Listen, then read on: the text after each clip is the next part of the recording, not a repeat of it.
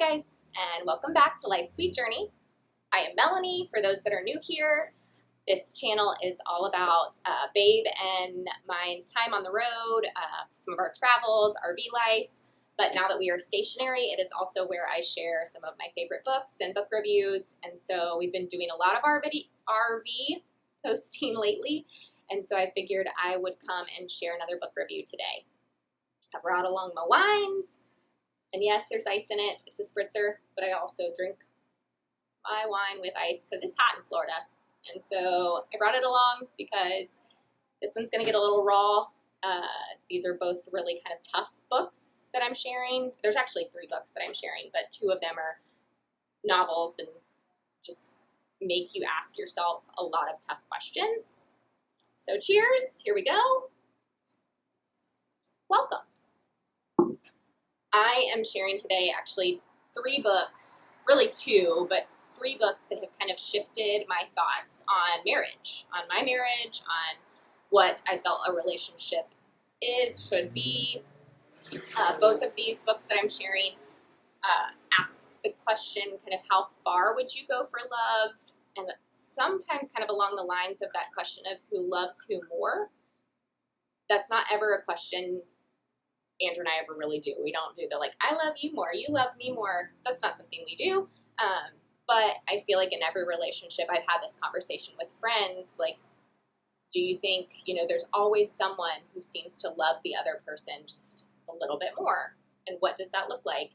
And these books kind of shifted my thoughts on that because the longer I have been married, Andrew and I have been married 10 years now, but we have been in a relationship for 15. And that shifts over time in terms of not necessarily who loves who more, but what that looks like on any given day, I think. Because there are days, especially the further you get into a marriage and commitment and away from that newness of a relationship, that there are days that he probably does love me more and I probably do love him more. But these actually get to a deeper heart of that. And so we're just going to go ahead and start, because I could probably ramble about this for a long time.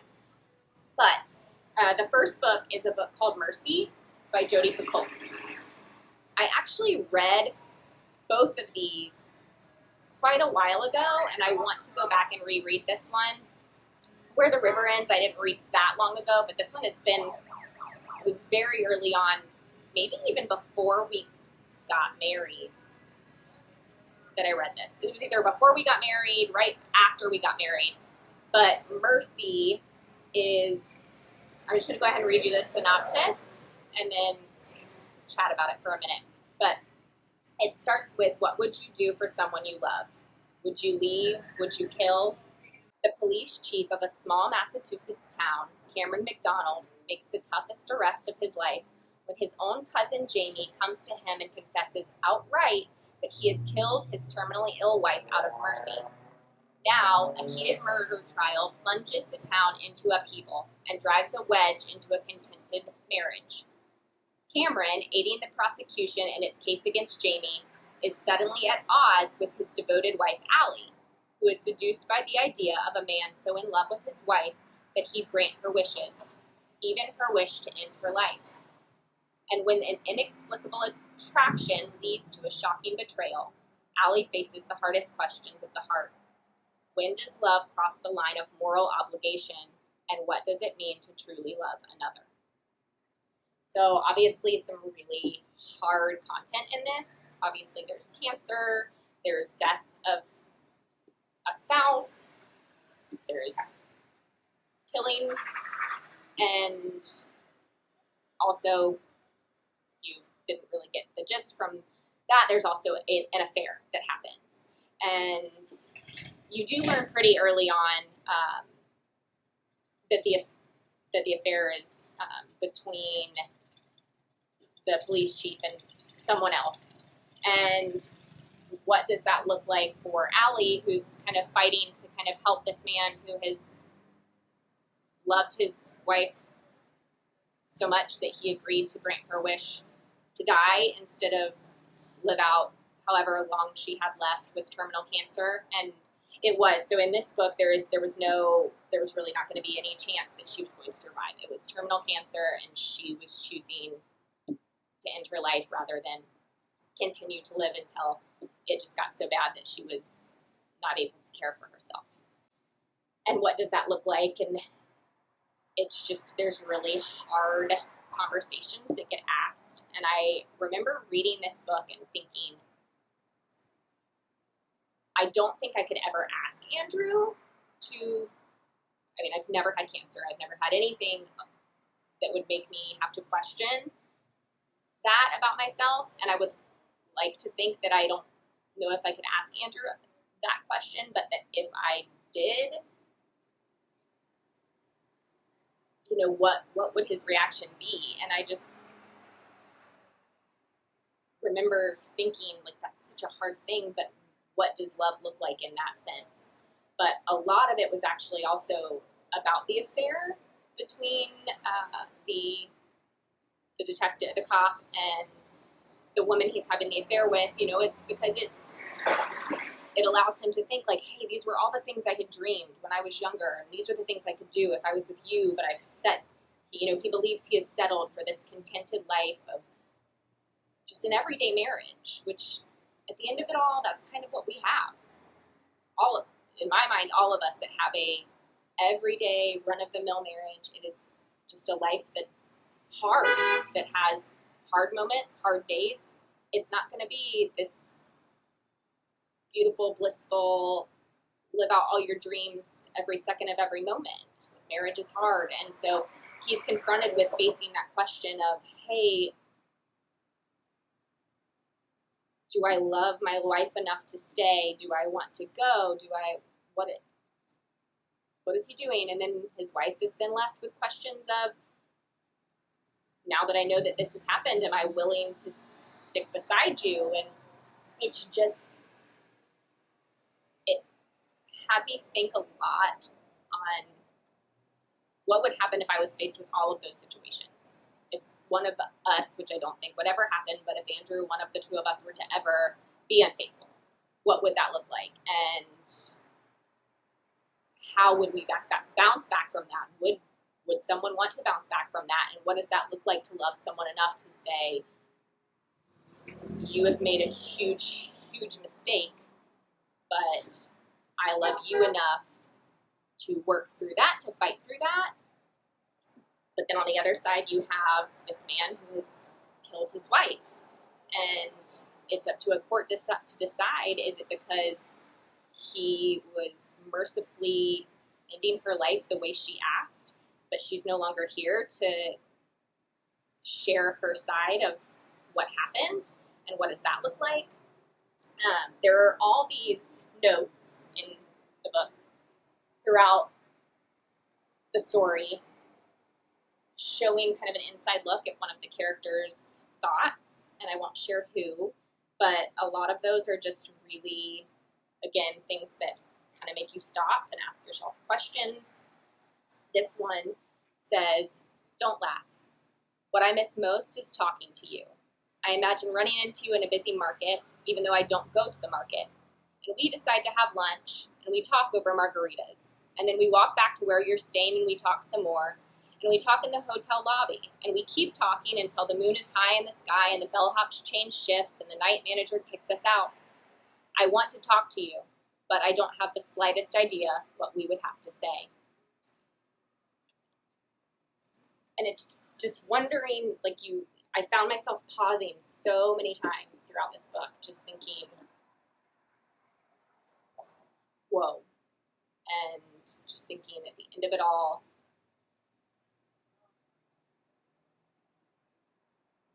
feeling at peace in terms of where my relationship is, where I feel like we were headed, but also my shift in just knowing, a content life of the good and the bad is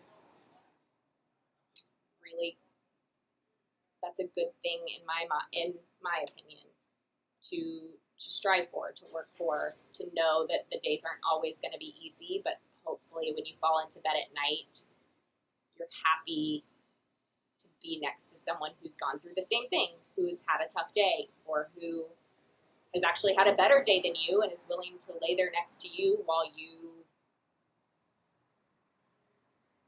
lament the fact that the days, maybe the weeks, maybe the year has been kind of like 2020. It's been crap. And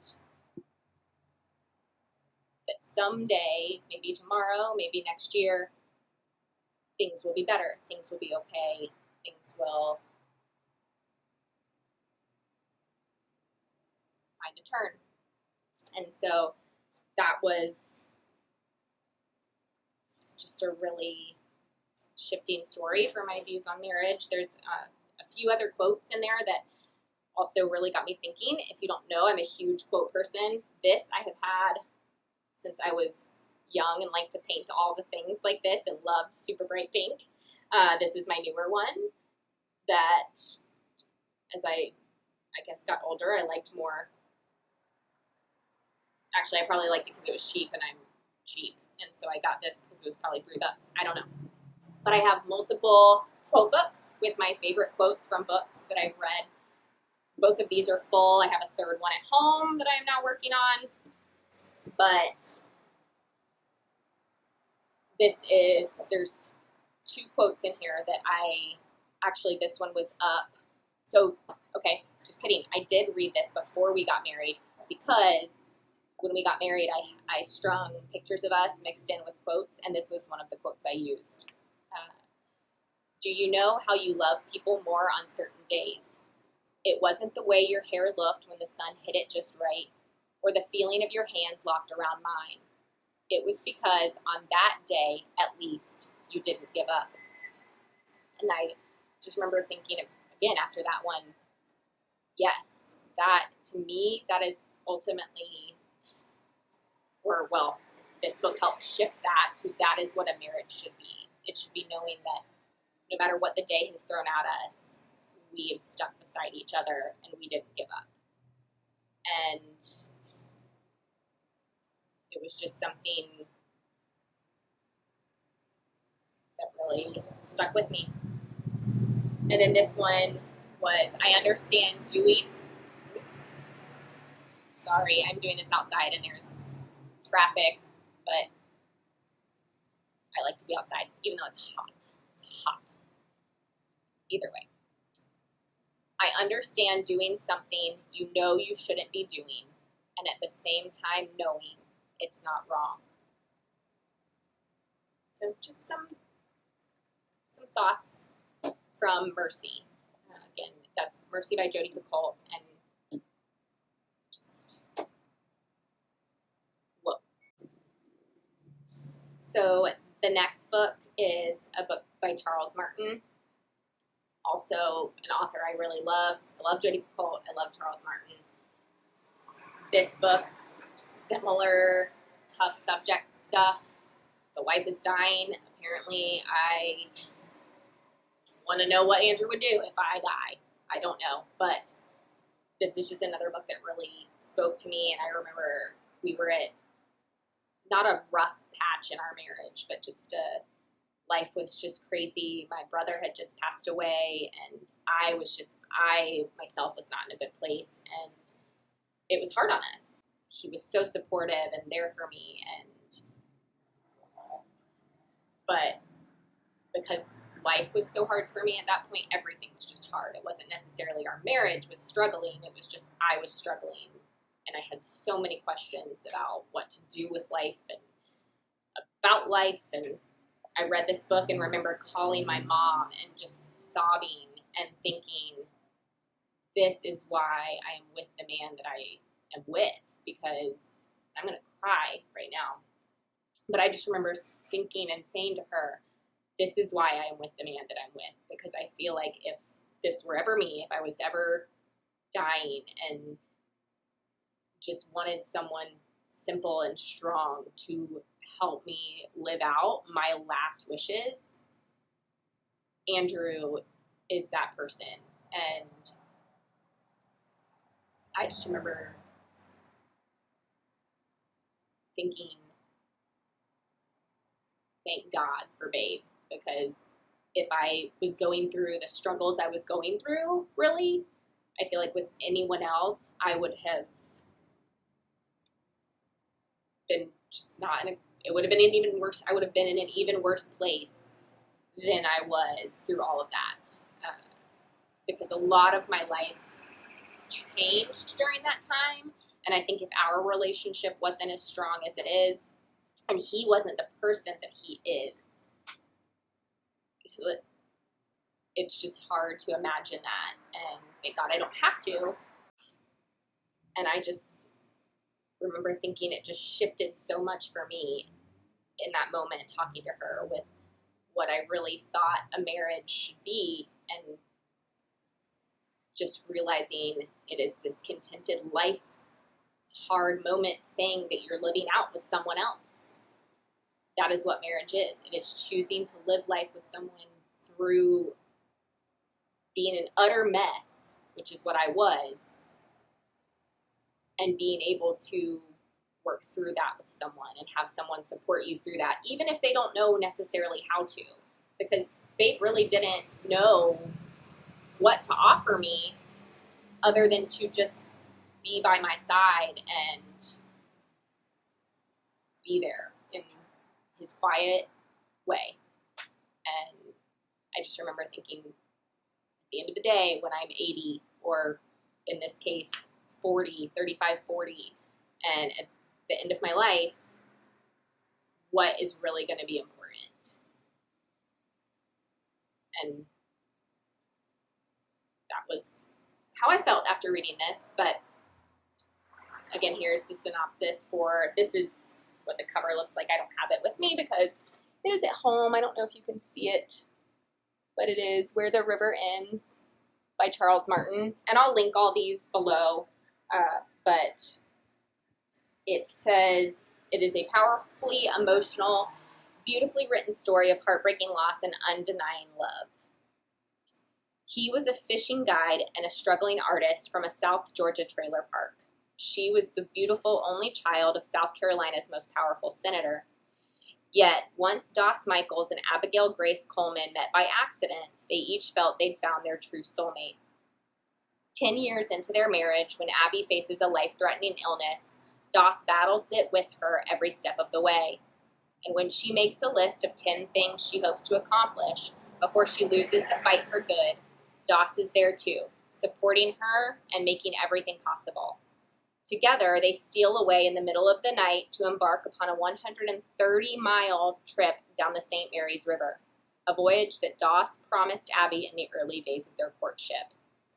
Where the River Ends chronicles their love-filled, tragedy-tinged journey and a bond that transcends all. Yeah. So, this one, he does not kill his wife. Y'all, I'm just going to put that out there. He doesn't kill her. This is not like mercy in that sense. But he is granting her last wishes. He is taking the vows that he made to her and trying to fulfill them in the way that she's wanting. And he thinks she's crazy. She's not really strong enough to be doing this 130-mile trip. And her father is fighting against it every step of the way, hence why they have to kind of steal away in the middle of the night. They're basically running away from her father, who loves her like a father loves their daughter, but believes differently, obviously, than Doss and then she believe. And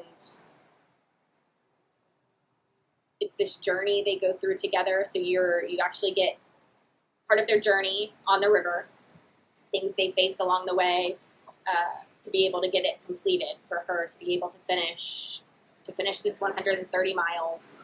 And you also get flashbacks to their 10 years of life together up until this trip and what that looks like. And there's just a lot of beautiful backstory, a lot of hard moments in it. And again, like I said, I just remember thinking, if this were me, if I was going to lose my life to something that's outside of my control, what would I want in a spouse. And I know that's kind of morbid because who expects that to happen? But we hear stories all the time with people who plan this beautiful life together, and that just doesn't necessarily get to happen the way they plan it. Someone gets sick, things happen, and life changes. And that's really the only thing that I believe is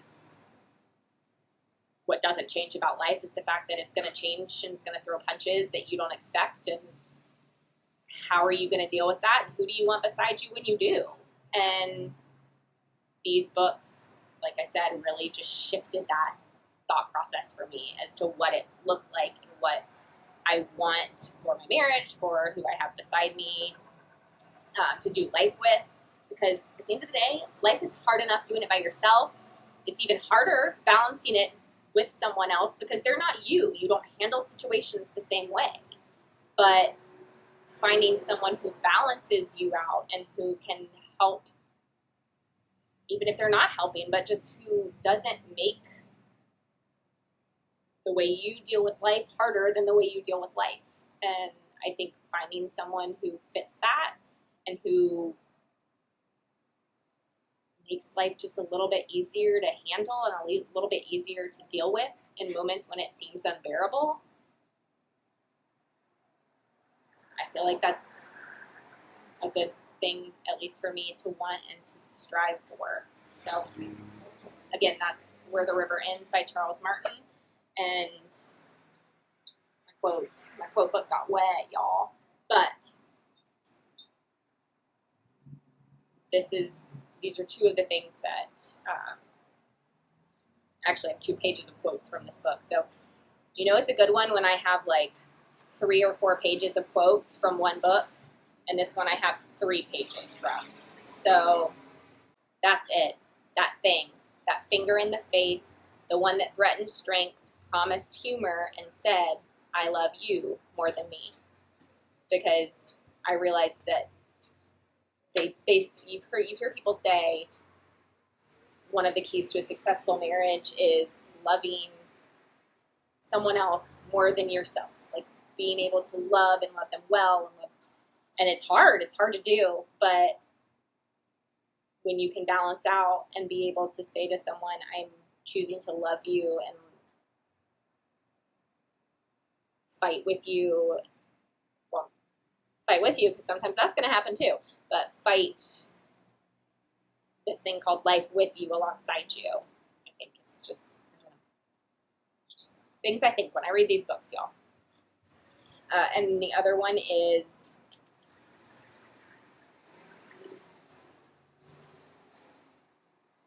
we all live, we all die, but it's the part in between that matters. To love well, that's something else. It's a choosing, something done again and again and again, no matter what. And in my experience, if you so choose, you better be willing to suffer hell. And that one was also just like, yeah, because sometimes even marriage feels a little bit like hell. Some days it really doesn't. Actually, most of the days for us, I'm very thankful it doesn't. But some days life just feels like you're living in hell. And I know hell's supposed to be a lot worse than that. So I really am thankful I'm not going there. But having someone you'd be willing to suffer through that with, both of these books just kind of slide that home. So those 2 are, again, like I said, just books that really shifted my thought processes on marriage and my own relationship. They may not be anywhere near the same for you. That's just how it was for me. The last book is actually not something that shifted my thoughts on marriage, changed my views in any way, but it has been something that Babe and I have been doing together that has actually just been really good for us, really fun. It says 1 question a day for you and me, We don't do that, guys. We are not with it enough to get it every day. And I think if I actually made Babe do it every day, he would smack me in the face. Not really, would hit me, but we do it. We try and do it on Sundays, and we get the whole weeks in. Sometimes we end up doing it once a month, and we just do the questions that we like, or not that we like, but we get through as many as he is willing to get through with me. But for the most part, once we start, he actually really ends up enjoying it. We laugh about a lot of them. Some of them really get us thinking about what we want, things we want to do in the next year, next 10 years, all of that. But one question a day for you and me. It is just daily reflections for couples. They actually have ones for you personally. They have a lot of great options. For example, July 12th was, what class do you think you would enjoy taking together? And so there's space for you to write the year. It's a 3-year journal, so it changes. Your answers may change year to year, and it's kind of just fun to go back and see what your answer was the previous year. So he actually answered first that time and said country line dance lessons or dance lessons. And I was like, hey, yeah, solid. End of the answer for both of us. But sometimes our answers will be completely different than each other's. For example, July 13th, we have not answered this one yet, but it says, what is the best thing your partner has done for you? And so it's just fun little questions to get you thinking and talking instead of looking at your phone before you go to bed, which is what we do, like I said, most of the week, because he usually gets in bed before I do because he gets up earlier. So if we're going to do it every night, I would have to get in bed at the same time as him, and the lights would have to be on and all that. That just doesn't happen very often. So once a week, usually on the weekends, we will do this together, sometimes in bed, sometimes before we get in bed. But it is nice actually to do it in bed because it's just time that we are kind of laying there next to each other. Like I said, not on our phones, not distracted, and just we get a lot of fun laughs out of it, sometimes some serious conversations. But if you're looking for something fun to do with your spouse, with your partner, one question a day for you and me. It's really cute. It's fun. But that is my book review for today. And that was probably just a mess of some of my weird thoughts and feelings. And I probably repeated myself a lot, but that's it. It has also been a while since I have done a book giveaway, so I figured I would go ahead and do another one. I've also never done a YouTube giveaway, so bear with me, but all you need to do is make sure you're subscribed, give this video a thumbs up, and then leave a comment. That's how I'll kind of be tracking who's entered, but leave a comment telling me either which book that I shared you might want to read the most, or you can share your favorite book with me instead, and I can add that to my TBR list. Or you can leave a comment sharing your favorite book quote. And that's it. You're entered. I will be choosing it. It is not going to be one of these books. You can choose one of these books or any book you'd like under $25, and I will get it shipped to you from Amazon. And then I will be announcing the winner on the 25th. So you have a little bit over a week to enter, and I will get a book shipped to you so you can have a little summer reading, even though it feels like, does it really feel like summer, or have we just felt like 2020 is just kind of a endless, weird, non-summer summer? Because that's kind of what it's felt like for me. So, all right. Thanks for listening. Enjoy the journey. Bye, guys.